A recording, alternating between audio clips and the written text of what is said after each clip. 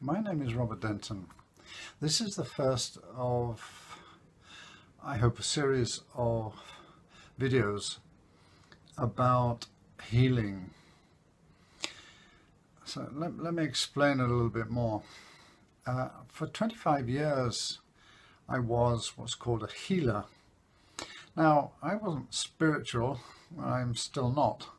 Although I believe in the human being, the power of the human being's mind and body more than ever before, and that's what's called spiritual healing has taught me. For some strange reason, it was discovered that I had the gift of healing, and immediately after that, people just arrived at my door asking for healing. They didn't know me, I didn't know them, and I did what I could, and a large majority of them went away happy and apparently healed of multitudes of things, from emotional issues to cancer. Now, I really didn't know anything about, we'll call it spiritual healing or touch healing, if you like. But when I put my hands on people, they healed. I talked to them.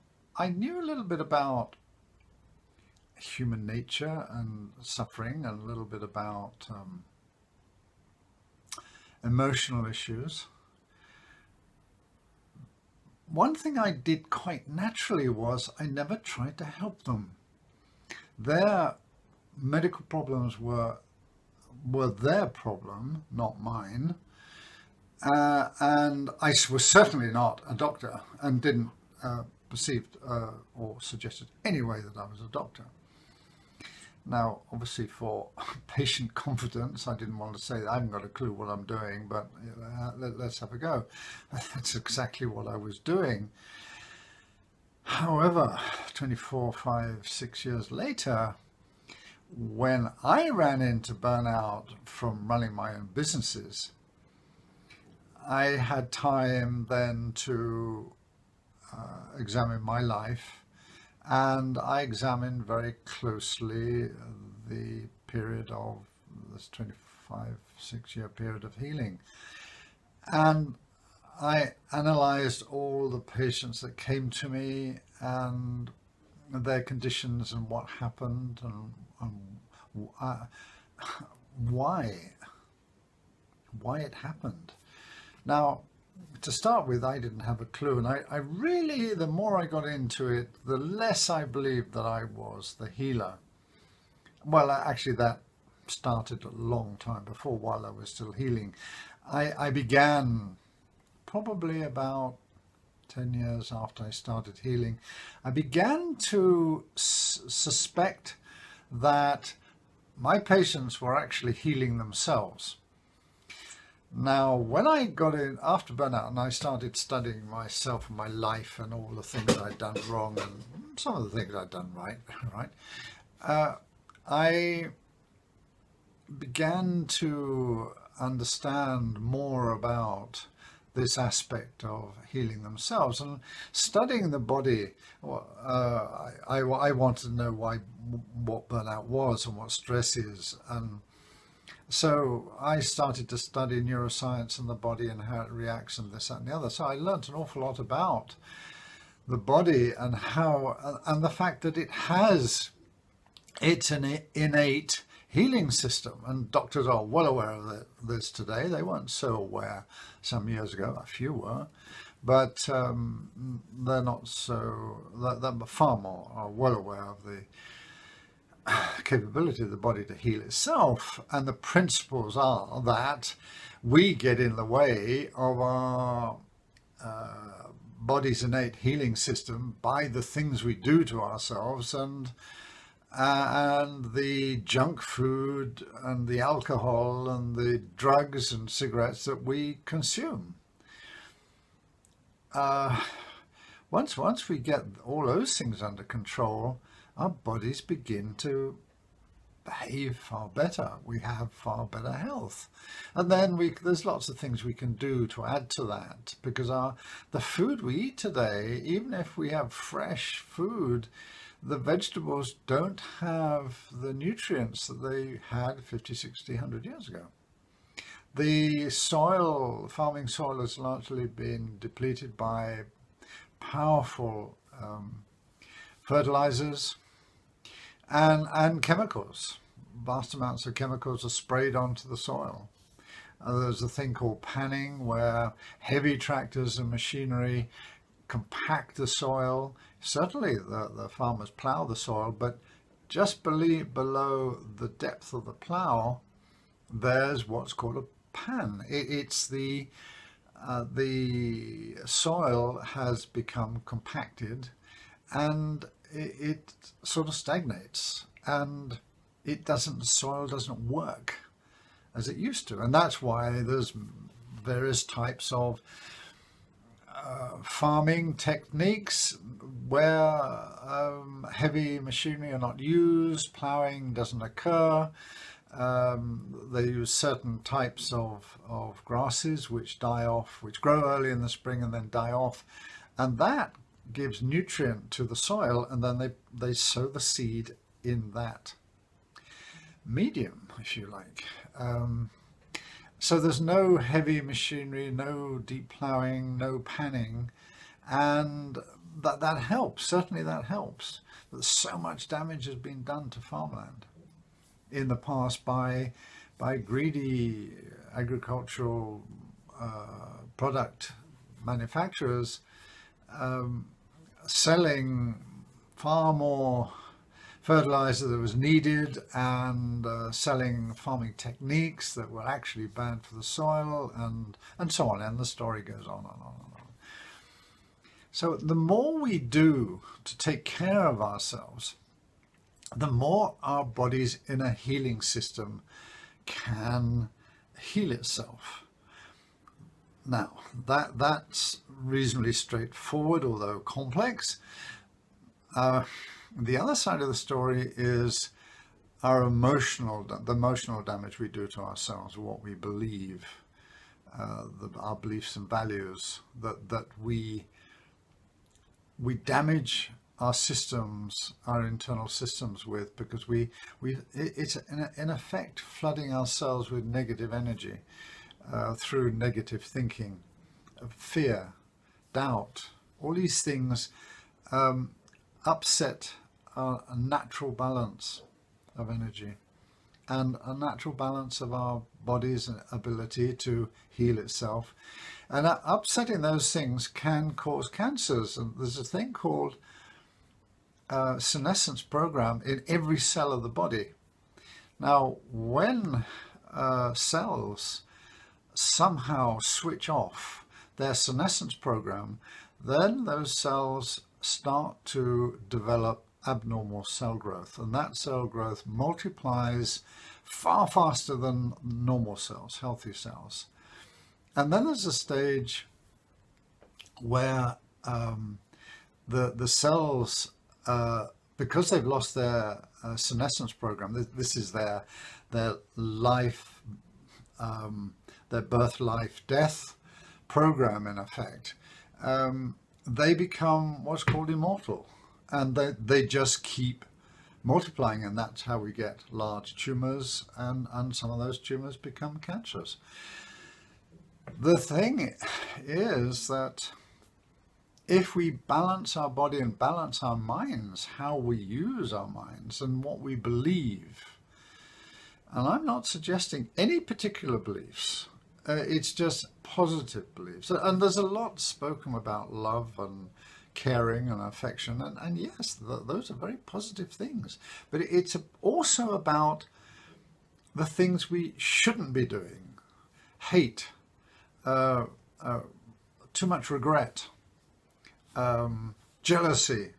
These things are very negative emotions, and they spread negative energy through our bodies and our minds, and negative begets negative, and they don't somehow turn into positive. And So after 26 years going through burnout from overstressing myself, and believe me, I understand about how we can muck up our own lives. Unfortunately, I didn't end up with cancer. Well, not yet. I hope it never happens. But I did end up with burnout, and burnout wrecked my life because of what I did to myself. Nobody else did it to me. It was the beliefs and values I managed in managing my life and my companies that led me into massive stress, and that led me into burnout.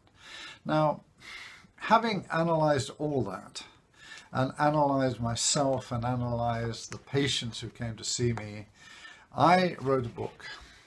It's called Will the Real Healer Please Stand Up? It's because people called me the healer, but I said, quietly, I said, I'm not the healer. You're the healer.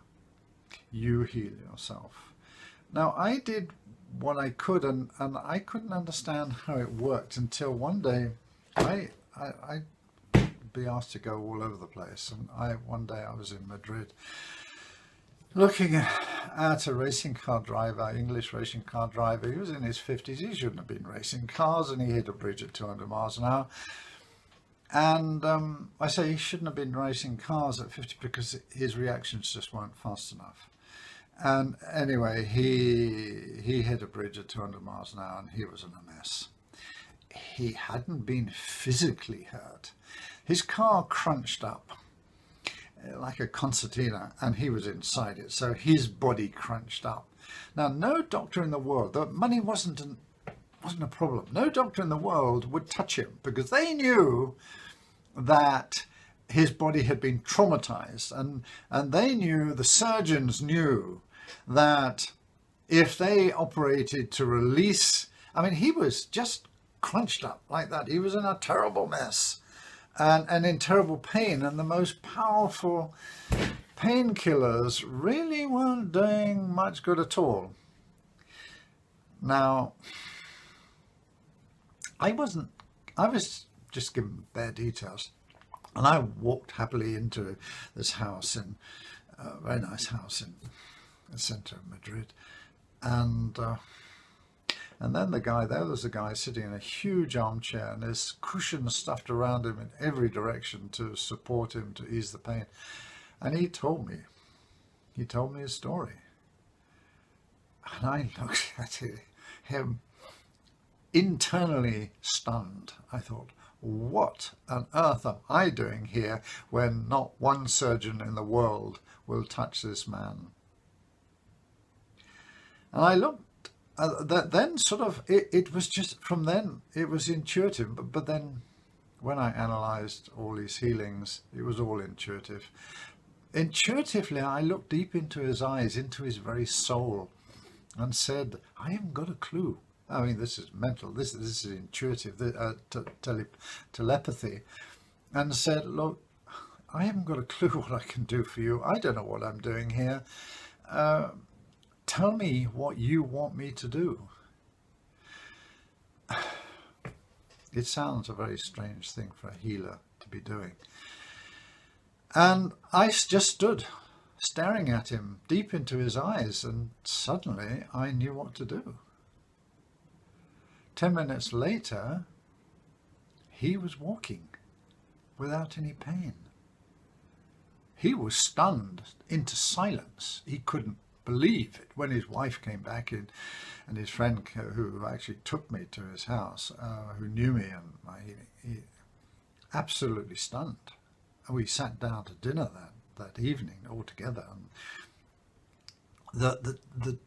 the chatter was very, very low key and very slight, and my patient was very quiet, and his wife really was very quiet. It was only his friend and I, and a little bit of his wife who did any talking, and then we said goodbye and left. What I experienced in those moments after declaring I hadn't got a clue why I was there was that it was intuitive. It was telepathic, and I did exactly what the message asked me to do. And the guy said, "Are you crazy? It'll kill me. I can't get off this chair and crawl over to that city." Well, he did, and he was in huge pain. And then I hypnotized him, and he sunk down into a stupor, a hypnotic stupor, and then I felt, that's it. That's all I have to do. And in fact, that was all I was asked to do. And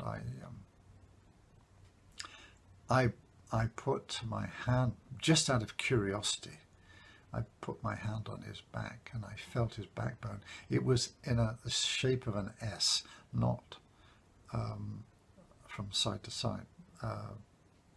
Yes, from side to side rather than back to front. And I was absolutely horrified. At that moment, that instant, his backbone just straightened out. I sat back and thought, oh my God, my goodness me.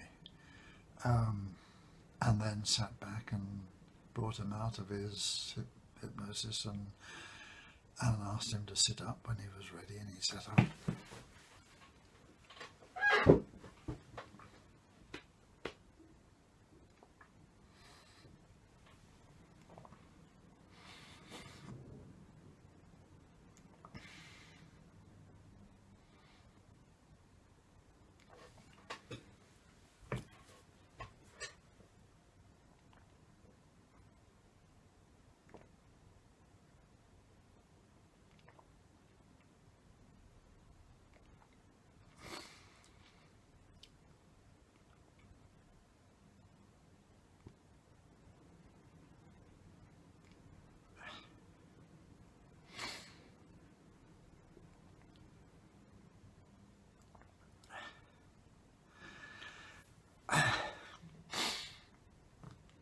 And that was truly amazing. And I learned so much about healing from that. And yes, I hypnotized him. I bullied him onto that settee and then hypnotized him. But he did the healing. He'd been sitting there in that chair for 2 years or something like that, in agony, agonizing at the stupidity of what he did, racing cars at his age. Then he healed himself. I was talking to, because I didn't know, initially I hadn't got a clue how it worked. I was talking to an osteopath, and he, because I went to see him after I had bad fall skiing and my muscles were all locked up, and I explained to him what had happened. So he didn't really believe me, but he said, well, if what you say is true and it did actually happen, then what happened was that somewhere in his internal system, healing system, it let go. It released during the moment when he was in hypnosis. His internal system released the muscles that were holding him rigid as he was the moment his car crashed. And this osteopath explained it is rather like a typewriter. Anyone used to using an old style typewriter will be a little bit more familiar, albeit typing on a computer is exactly the same. There are tab stops which limit the side. In the old days, it limited the movement of the carriage that carried the paper. And one could close the tab stops right up together and the carriage couldn't move. And he said, this is what trauma does. He said, in effect, it's the same thing that's happened to your shoulders. The trauma of hitting hard ice very, very forcefully traumatized your shoulder muscles, and they just locked up, and that's why you're in pain now. And he said it was the same for him. It was a terrible trauma. You just slammed into ice. He slammed into a bridge, and the car he was in at 200 miles an hour, I just folded up around him. And that's a major trauma. The fact is he's still alive, he said, was a miracle in the first place. So if what you said did happen, that's how, or what happened during that period when he was sitting in the chair, cogitating on the fact that he really shouldn't ever drive a racing car again. And the fact you were there, and somehow he believed in you because his friends said you were a healer and he had tried everything else, and you were the last resort, and he believed in you, and you had the insight to talk to his subconscious intelligence. And for me, that was very powerful, because obviously the osteopath believed and understood something about hypnosis and telepathy, and being able to communicate with telepathy, and not believing that I was the healer, and believing that he was capable of healing himself, even though I didn't understand how that worked.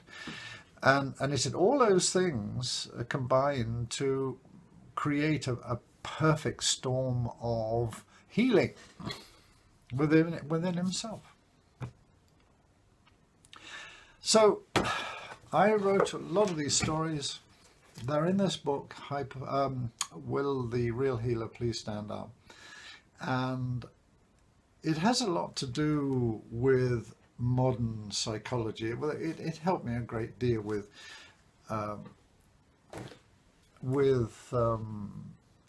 life coaching, NLP, studying neuroscience, studying how the mind works, all helped me to understand that I didn't have to be a spiritual being to be a healer. Quite what I had that enabled me to do what was necessary to help an awful lot of people who, frankly, the doctors have said, I'm sorry, we can't do any more. We have no more answers. And I mean, that's why most people go to healers, I think, in my view. And I never advertised, I never charged for my services, and I never tried to help people. If I did anything, I did my best to help them to understand themselves and to understand a little bit about their condition, and always something happened. Something like the racing driver happened. Sometimes very light, sometimes more dramatic, sometimes almost passing without notice, but people noticed. So there we are. I'll put up another video and talk about some other aspects of this book. This is Robert Denton.